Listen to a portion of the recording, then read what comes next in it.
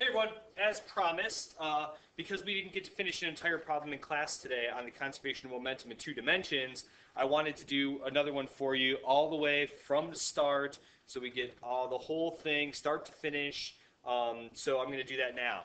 On the problem set that I gave you today, we started off with number 4, and I'm going to do problem number 5, which is very similar to number 4, similar to number 6 as well. So once we've gone through this one totally, you should be able to finish up number 4, but also do number 5, or sorry, number 6 as well.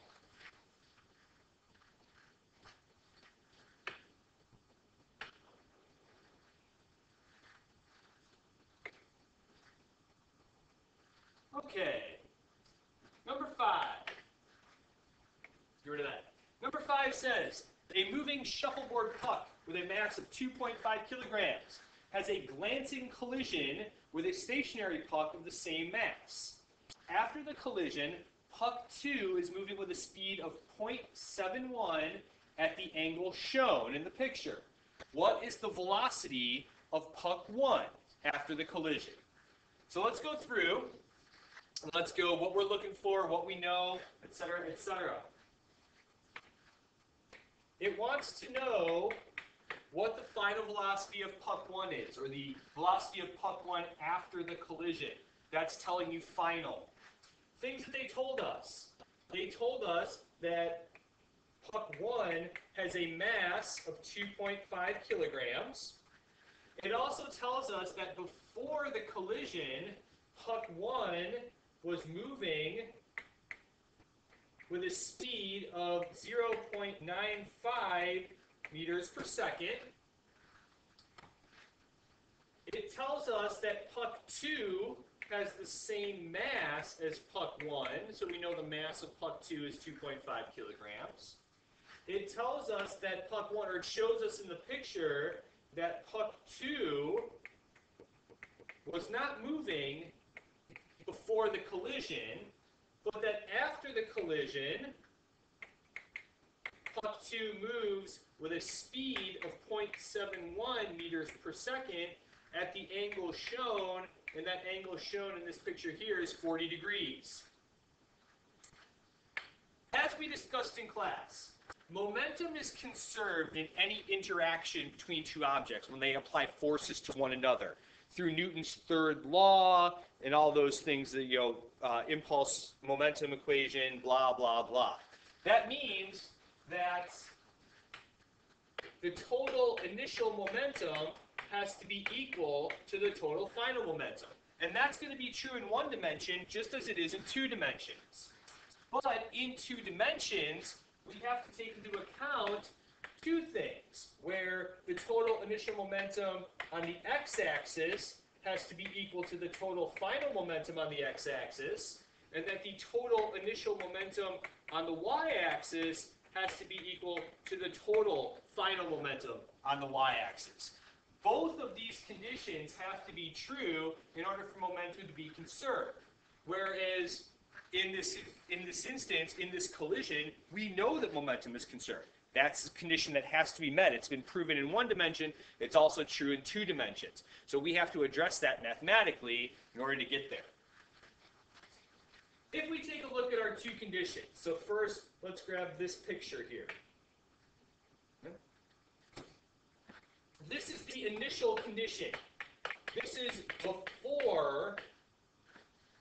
before the collision ever takes place. We have one puck that's moving, the other puck that's stationary. We know about the velocity of puck number 1, we know about the velocity of puck number 2, so we can calculate their momentums. Remember, P initial for puck 1 is equal to the mass of puck 1 times V initial for puck 1. The initial momentum is equal to the mass of that object times the velocity of that object before the interaction. It told us in the problem that that mass was equal to 2.5. It tells us in the picture that that puck is moving at 0.95 meters per second. We run that through your calculator, and you end up with 2.375. That's the initial momentum of puck 1. For puck 2, the initial for 2 is equal to the mass of 2 times v initial for 2. It told us that puck 2 was stationary in the original problem, so 2.5 times 0 gives you 0. That takes care of our initial conditions. If we take a look a little more closely in relation to, not that one, to, if we take a little more closely to this, or take a little more, pay attention to this one, okay?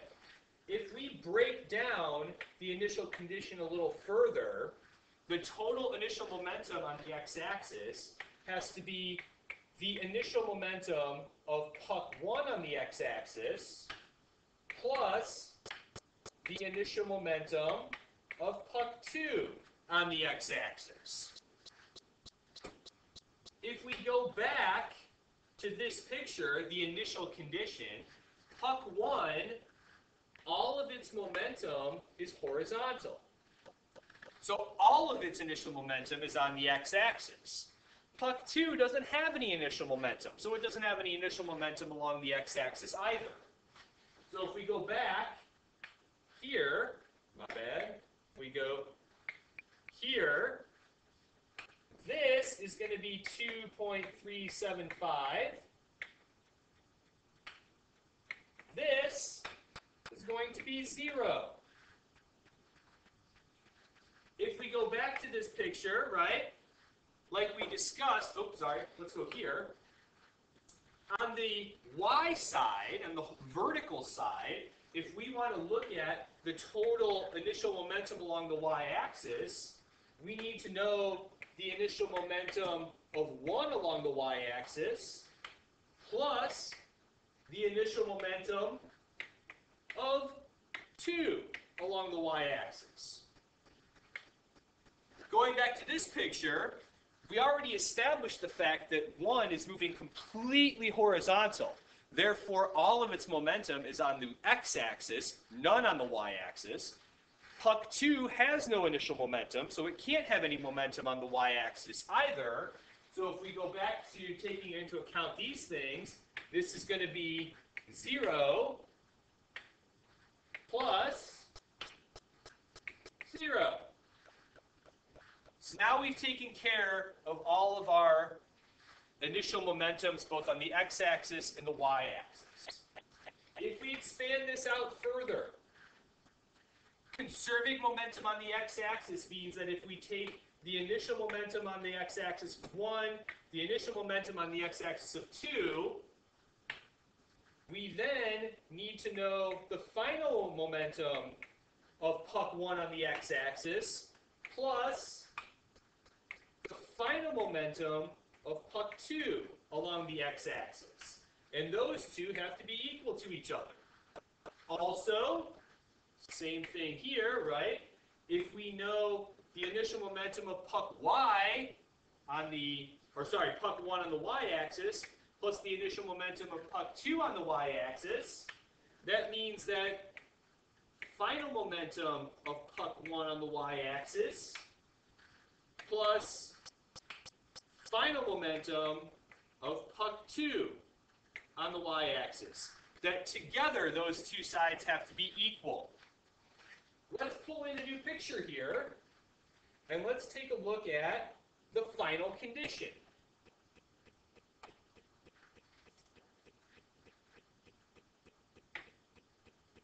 Here is going to be our final condition after the collision has occurred.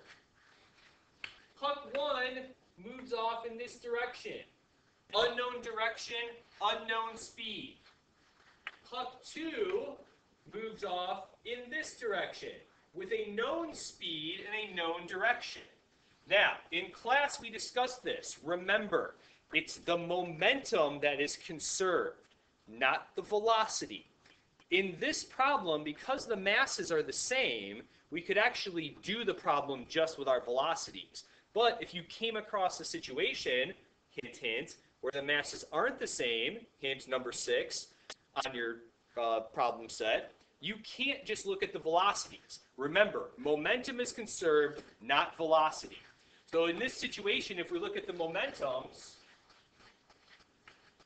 the final momentum of puck 2 is equal to the mass of puck 2 times the final velocity of puck 2.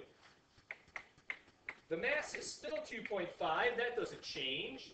And I believe, if I remember correctly, it told us that the final velocity of puck 2 was 0.71.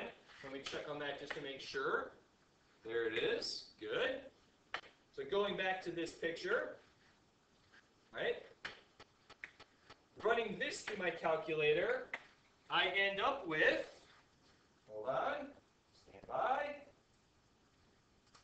a final momentum for puck 2 of 1.775.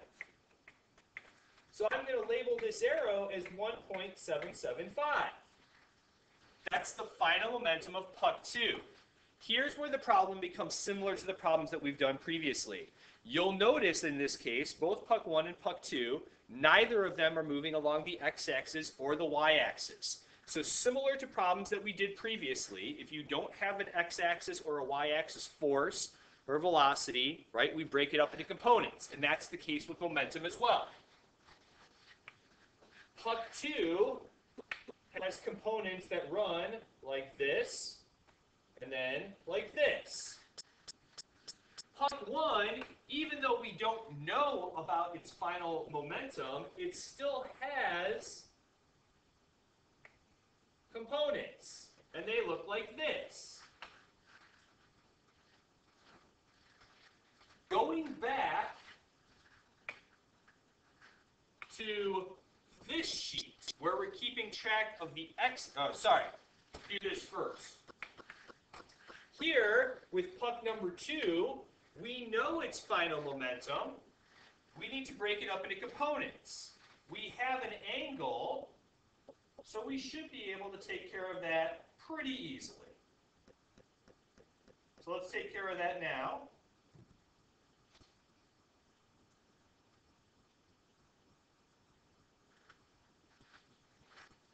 And when I run that through, I get 1.14 on the x-axis, and let me get rid of this real quick, or not, 1.36 on the x-axis. Those are my components of the final momentum for puck 2. Here's where it all starts coming together. Going back to this analysis, we know that momentum has to be conserved on both the x-axis and the y-axis, initial and final. Let's take care of the y-axis first. If we take a look at the y-axis part, here, let me do this to focus your attention. We've already established that there was no momentum along the y-axis initially. The puck 1 was moving all horizontal, puck 2 was not moving at all. If that's the case, going back to this situation, which is the final momentum, the final condition, puck 2 has some momentum on the y-axis to begin with. It's 1.14 downwards. From the initial condition, we know that the total momentum on the y-axis has to add up to 0, because that's how much momentum there was on the y-axis to begin with. Using that logic and looking at my components, I have a y-axis component that points downward, one y-axis component that points upwards. That means this has to be 1.14 in order to get us with a total momentum of 0 on the y-axis. If we wanted to look at it mathematically, we come back here. This would be positive 1.14 because it points upward, plus negative 1.14 because it points downward. So that takes care of our y-axis. Let's take a look at the x-axis now. We started out with a total momentum of 2.375 on the x-axis, all coming from puck number 1. In order for momentum to be conserved on the x-axis, we have to total up 2.375. Going back to this picture, which explains the final condition, we've established that puck 2 has a final momentum. We split it up into components and found out that on the x-axis, it has a momentum of 1.36. Looking back, we know the total on the y-axis has to be 2.375. So that means that this x component of puck 1 has to make up the difference in order to get us back to a total of 2.375. They both point in the same direction. Therefore, we're going to add the two of them together to get us to 2.375. So 2.375, finding the difference, leaves us with an x component here of 1.015. There it is conceptually. If you want to look at it mathematically, right?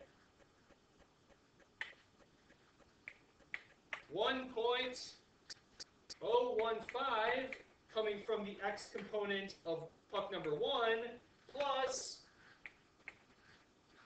1.36, which was the x component of puck number 2, which we found from finding components. There we go. We've now conserved momentum on both the x-axis and the y-axis by making sure that our final condition ends us up with the same amount of momentum on the x-axis as it does on the y-axis. However, our problem is not done. If we go back to the original problem, right, we want to find out the final velocity of puck number 1. If we go to the final condition, we have two components for momentum. With these two components, we can find the final momentum of puck number 1. It would be the solid red arrow. Using Pythagorean theorem, right? Let me do this, see if this works. Whoa, not what I wanted. Let me go here. Okay. Once again, not what I wanted.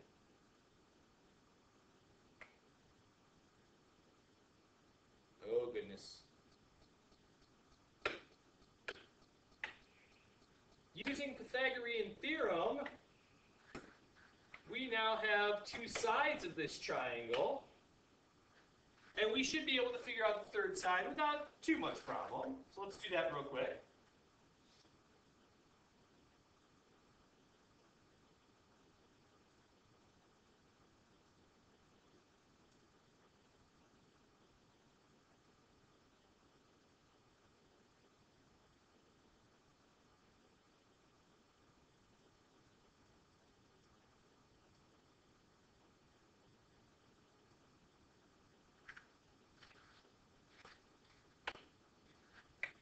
I end up with 1.53 for the final momentum.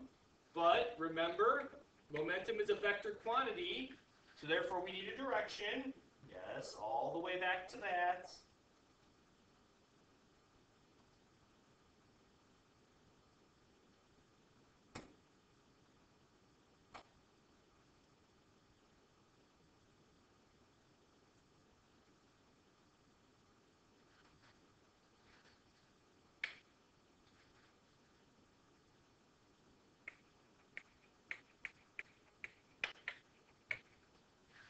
And that's what I get for the angle. Now, here's the final momentum. Remember, momentum is conserved in this problem, not velocity. So if this is the final momentum, P final of 1 equals mass of 1 times V final of 1. We know the final momentum, it's 1.53. We know the mass of puck 1, it's 2.5. Now we can figure out what the final velocity of puck 1 was.